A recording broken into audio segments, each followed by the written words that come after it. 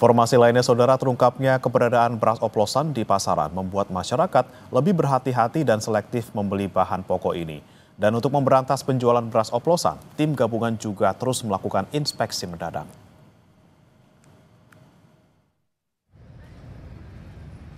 Tim gabungan Dinas Perindustrian dan Perdagangan Bandung Barat, Bulog, dan Satreskrim Polres Cimahi melakukan inspeksi mendadak di Pasar Beras Panorama Lembang, Kabupaten Bandung Barat. Dari sampel 4 toko, ditemukan 1 merek beras premium oplosan. Temuan ini membuat tim makin mengintensifkan pemeriksaan dan pemantauan di pasar tradisional maupun pasar modern.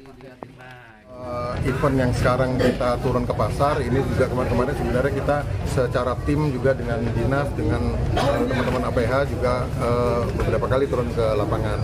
Tapi karena memang sekarang ada isu tertentu, jadi kita mungkin perketat lagi pengawasan dan monitoring ke pasar. Di Pasar Kebayoran Baru, Jakarta, pedagang beras bilang penjualan beras tak terganggu akibat munculnya beras oplosan. Kendati demikian, sejak maraknya beras oplosan, beberapa pembeli mempertanyakan kualitas beras yang dijual.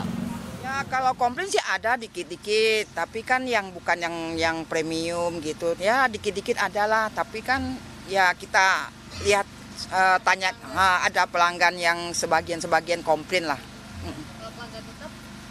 Ya ada juga sih. Ada yang komplainnya gimana, Ci? Ya katanya kok berasnya lain sekarang gitu. Ya kan kita kan nggak tahu kan ya, yang nggak masak. Sementara itu penyelidikan kasus beras yang dioplos hingga takaran tak sesuai kemasan yang beredar di pasaran masih berlangsung. Kapolri Jenderal Listio Sigit bilang, polisi akan memeriksa 25 produsen dan distributor yang diduga mengoplos beras premium. Pemeriksaan dilakukan dengan koordinasi bersama Kementerian Pertanian. Pendalaman dugaan kasus beras oplosan juga akan diuji di laboratorium terhadap sejumlah sampel beras yang telah dirilis Kementan. Sampai dengan hari ini rencana kita akan melakukan pemeriksaan terhadap 25 distributor ataupun produsen